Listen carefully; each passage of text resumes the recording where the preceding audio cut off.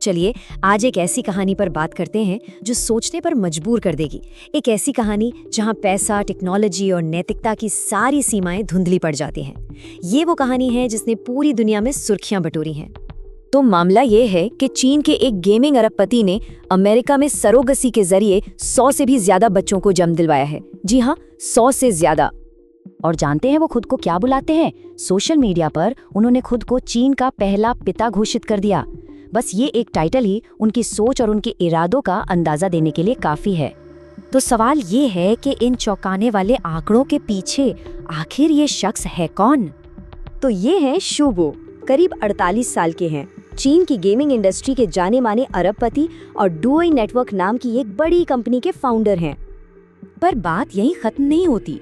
असल में बच्चों की सही गिनती को लेकर भी एक बड़ा विवाद है जो इस कहानी को और भी पेचीदा बना देता है।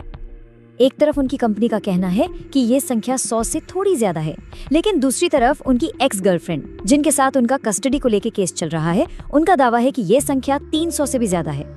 तो एक और सवाल मन में आता है, पूरी दुनिया में इतनी जगह हैं तो इस काम के लिए अमेरिका को ही क्यों चुना गया? इसका जवाब कानून और कुछ दूसरी वजहों में छिपा है। देखिए, बात सीधी सी है। चीन में सरोगसी पूरी तरह से गैर कानूनी है। वहीं अमेरिका के कैलिफोर्निया जैसे राज्यों में ये पूरी तरह से लीगल है और इसके लिए बाकायदा कानून बने हुए हैं। शू बो का ये पूरा ऑपरेशन कैलिफोर्निया में चल रहा था।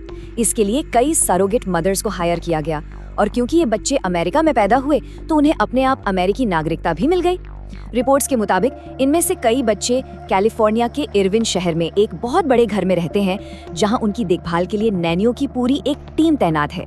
तो अब सबसे अहम सवाल पर आते हैं, आखिर कोई इंसान ऐसा क्यों करेगा? इस सब के पीछे की असली वजह क्या है? शू बो के जो लक्ष्य हैं वो किसी आम इंसान की सोच से बहुत परे हैं। पहला, वो एक बड़ा खानदान बनाना चाहते हैं ताकि उनकी विरासत हमेशा चलती रहे। दूसरा, 50 बेहतरीन बेटे पैदा करना जो एक दिन उनका अरबों का बिजनेस एम्पायर संभालेंगे। और तीसरा लक्ष्य तो आपको किसी साइंस फिक्शन फिल्म की याद दिला देगा। उन्होंने चीन के सोशल मीडिया पर बाकायदा ये ऐलान किया, मैं चाहता हूँ कि मेरे बच्चों की शादी एलन मस्क के बच्चों से हो। मकसद, दुनिया के 2 सबसे पावरफुल टेक परिवारों को एक करना। लेकिन जाहिर है इतनी बड़ी और अजीब महत्वाकांक्षा कानून की नजरों में आए बिना तो रह नहीं सकती थी। और हुआ भी वही। पिछले साल यानी 2023 में कैलिफोर्निया की एक अदालत ने इस मामले में दखल दिया। अदालत ने शू बो के कुछ बच्चों पर उनके पेरेंटल राइट्स की अर्जी को खारिज कर दिया। अदालत ने साफ साफ कहा कि उन्हें शक है कि ये एक व्यक्तिगत जरूरत नहीं बल्कि पूरे सिस्टम का गलत इस्तेमाल हो सकता है। और बस इसी कानूनी फैसले के बाद ये पूरा मामला कोर्ट कचहरी से निकलकर नैतिकता के बड़े सवालों के घेरे में आ गया। इस एक केस ने दुनिया भर में एक नई बहस छेड़ दी है। क्या अमीर लोग पैसे का इस्तेमाल बच्चों की फैक्ट्री बनाने के लिए कर रहे हैं? एक परिवार और एक प्रोजेक्ट के बीच आखिर फर्क क्या है? और सबसे बड़ा सवाल, क्या ये इंसानी रिश्तों का बाजारीकरण नहीं है?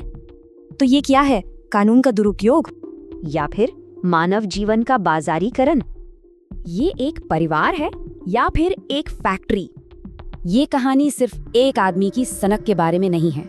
ये पैसा, पावर, कानून और नैतिकता के बीच एक जबरदस्त टकराव है जो हमारी आने वाली दुनिया पर बहुत बड़े सवाल खड़े करता है। और ये हमें एक बहुत बड़े और मुश्किल सवाल पर लाके खड़ा कर देता है। जब पैसा और टेक्नोलॉजी इतनी नई संभावनाएं पैदा कर दें, तो फिर उनके लिए नए नियम और सीमाएं कौन बनाएगा?